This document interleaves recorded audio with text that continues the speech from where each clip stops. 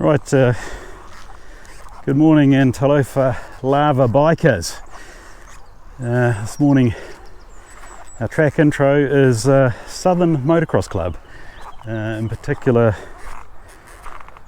they're one of their tracks near Fleet called, well, they call it Elvetham Pale Lane. It's on a lane called Pale Lane, funnily enough.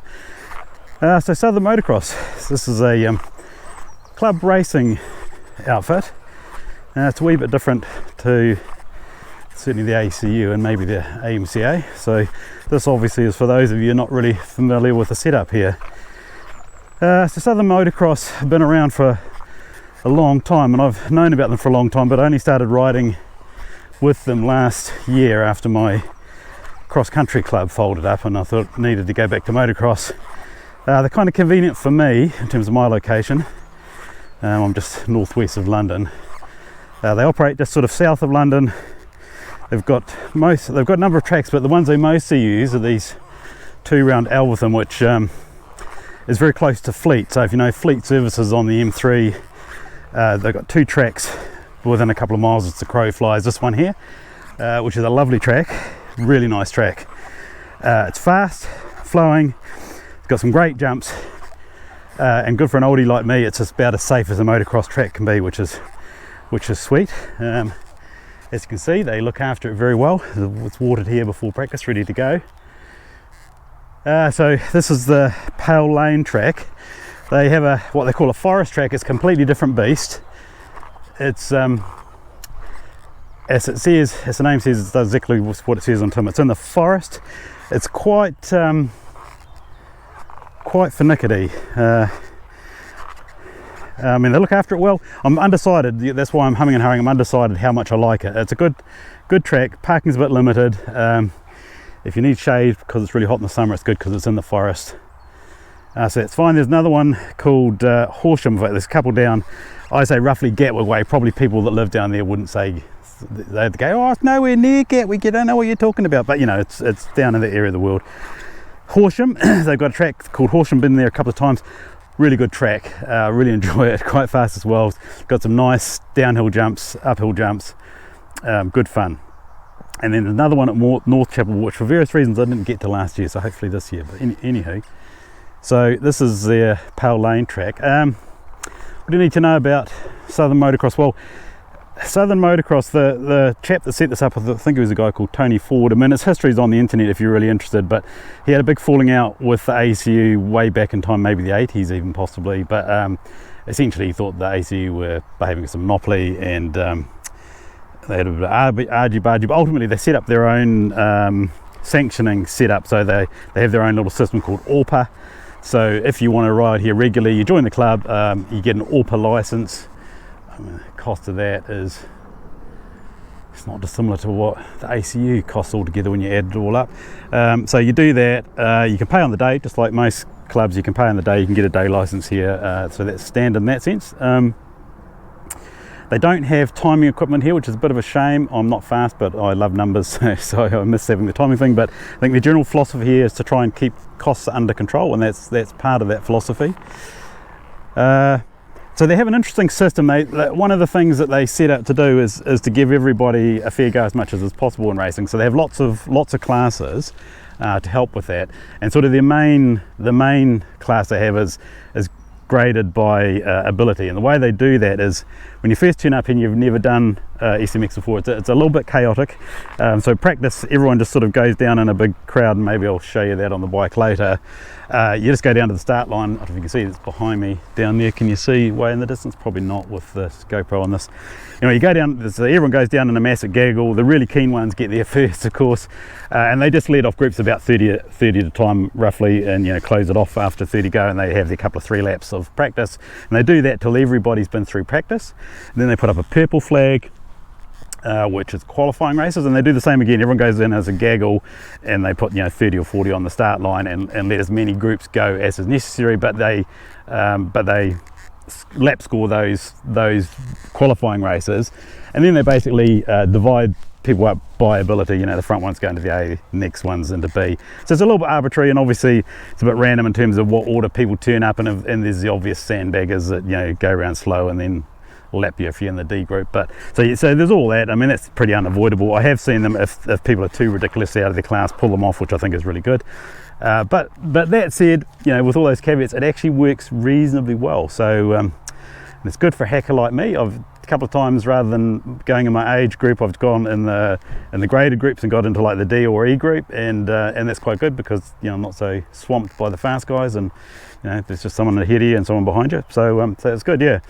Today, against my better judgment, I think I'm going to do the over 50s again.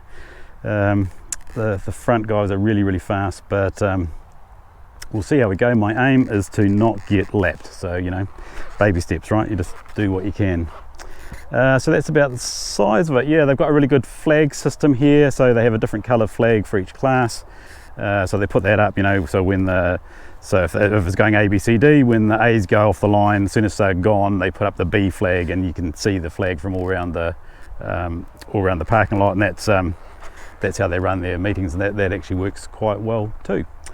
Yeah, so that's it. I might go down and I'll show you the signing in board, just if you're interested in that, and that's about it. Other than that, I'm taking my 200 out for a run today. My KTM 200 SX has been in storage since last year. The last ride I did, and all the rides I've been doing this year on off-road tracks, have been on my RMZ 250, so it's time to get the 200 out and give it a rev. So that'll be okay. I'm not aiming to go particularly fast because it's quite a change jumping on and off the 2-strokes and 4-strokes, so we'll just be going out for a not a leisurely, but maybe a quick trail ride today might be the way to describe it.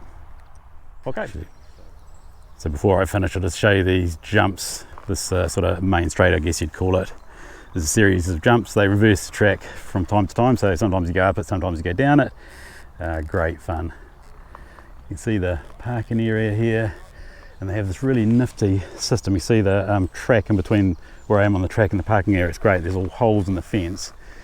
You can probably see one up there, hopefully. And so yeah, so you can go from where you're parked, you just go onto this lane and down to the start area without having to go through the main parking area, and so you can ride your bike to and from the start zone, which is cracking. Brilliant feature. Yeah, helped by the setup here, but it's very nice. Okay, so here's the sign-in area. You can see on the right there the different coloured flags by group. So once you find out what group you're in, that's your coloured flag. I'm in the over 50s today, so that means I'm the England flag or the first aid, depending upon your point of view. And you know, once they've done the qualifying races, they figure out how many groups they have, and they'll list them down there. Obviously, once you've done your qualifying, you come down, and after a little while, when they've worked it all out, and they'll have a list with everyone's names up on the board, and you can see where you've been seeded. So yeah, that's the system. It's a nice day for it. Should be cracking. And there's the 200 all set to go. So I think the last time I rode it was September last year, 2022. It's a 2003 200 SX, so it's 20 years old and it's KTM, so you never quite know whether it's going to run. My fingers crossed that after all that rest, it's up for it today, and we'll have a good day with no problems, but time will tell. Okay. Okay, so the A's have just started, so that means we're on next. It's time to go down to the line. Okay, numbers are a wee bit down at the meeting today. Not quite sure why, but there are major roadworks on the M3 which are causing quite substantial problems. So it's possible that some people have decided not to bother with that, or perhaps go somewhere else. You can't blame them entirely. So that's okay, because as a rule of thumb, I very much prefer not to have my first ride on the 200 in a season at a club race, because it's a completely different riding experience to the 250, the RMZ 250 4-stroke. But anyway, I haven't been able to get practice in the last couple of weeks because I've got ad hoc work and it's been taking out sort of Wednesdays when I might go for a practice on the 200. So knowing that it'll be a bit of a mess, I've just bitten the bullet, and I didn't bother recording the first moto because that was definitely going to be a mess, and it was. Anyway, so this is Moto 2.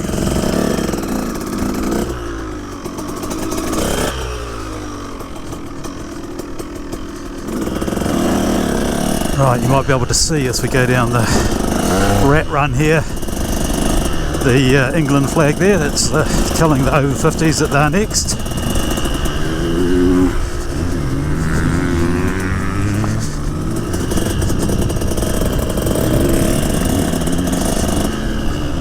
So that would be us.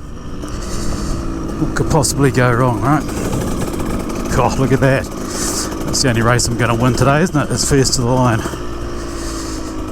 Now, is my start block down here still? There's one there.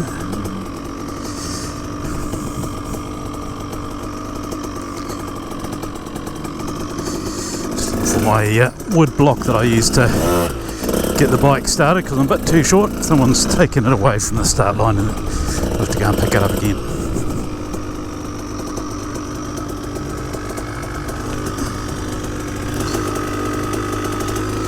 These are the perils of being a short ass, aren't they?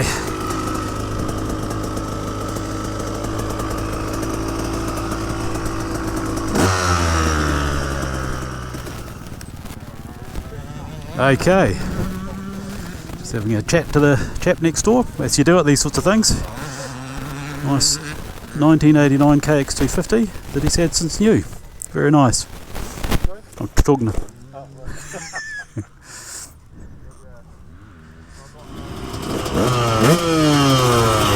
Okay, usually there's about 23 to 25, but there were 15 when I signed in. I don't know where everyone's gone today, but anyway, not too many on the start line, so obviously I'm just taking it easy because I haven't ridden this bike for a long time. But my usual start strategy, my winning strategy, is not to win. Some of the guys in the over 50s are really quick, and a lot of them are on 450, so you got no chance whatsoever of getting there first. So I just let the pack go, chase round, see whether I can overtake anybody, try and get into a rhythm and not get lapped by the really fast guys.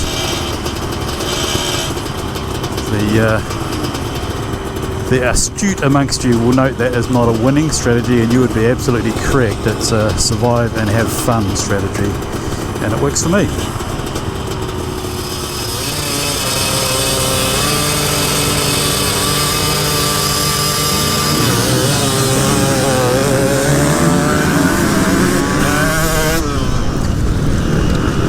Except you're never going to make first. Let's try and keep in the game.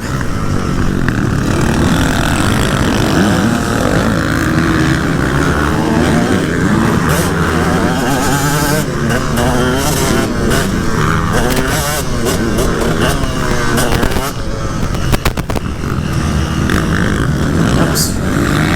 Didn't mess with that. Surprise, surprise.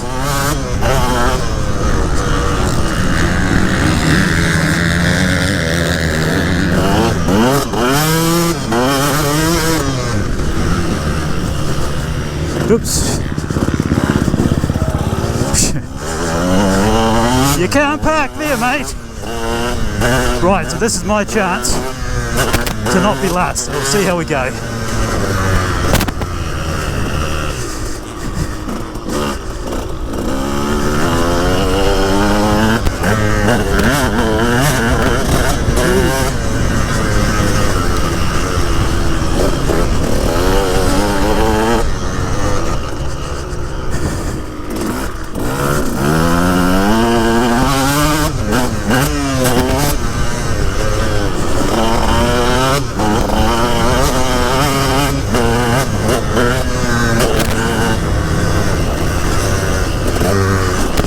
Cut this off here.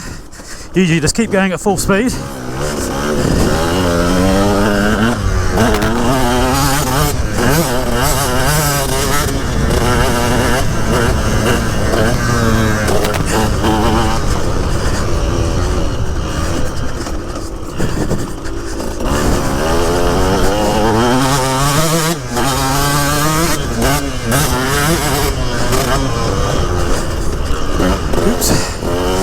loose there.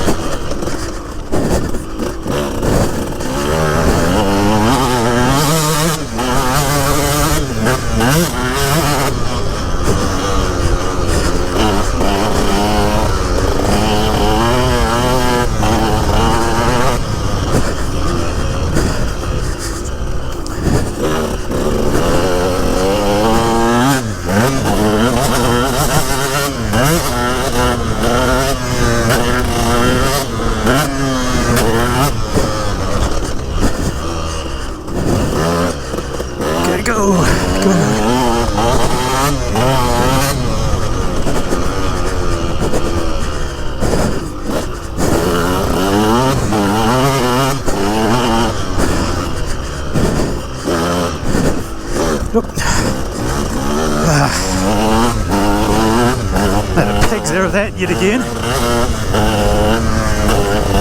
Don't know what it is with that corner, because it's not the corner, is it? Obviously.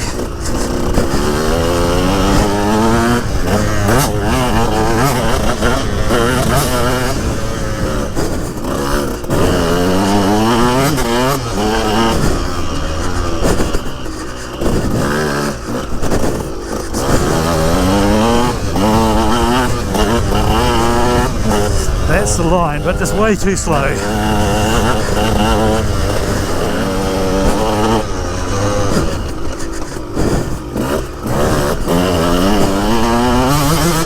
A bit better.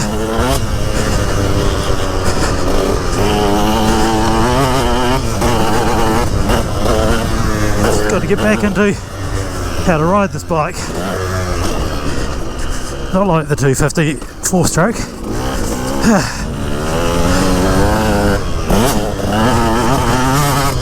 Get into a rhythm.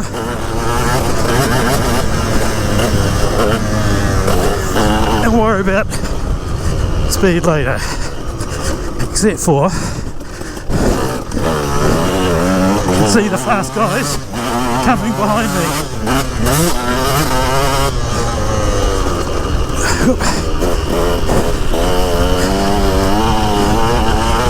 Right. Beautiful. They'll be getting the checkered flag in a couple of seconds. Yep, there we go.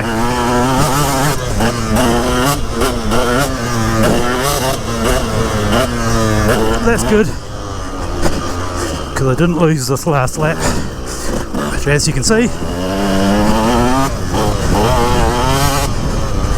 I need all the practice I can get.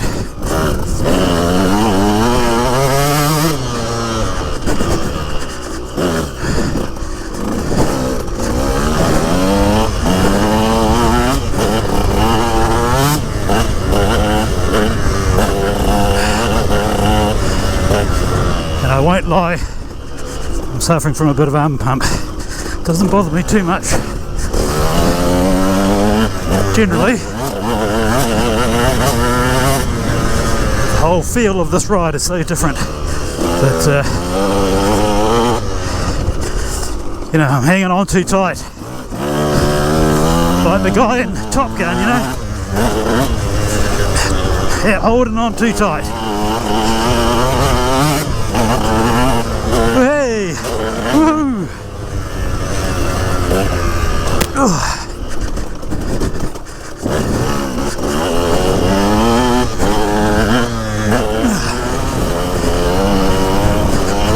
There we go. Live to fight another day. Whew. Yoo-hoo. Good one. Ah well, it's going to take a few rides to adapt to the bike, but you know, it's still fun to ride, and we're in one piece, and it didn't get lapped, so that's good. And what's more, I beat all the riders that are still on the couch, right?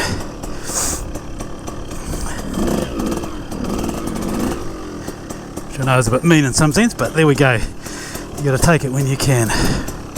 Right, very good.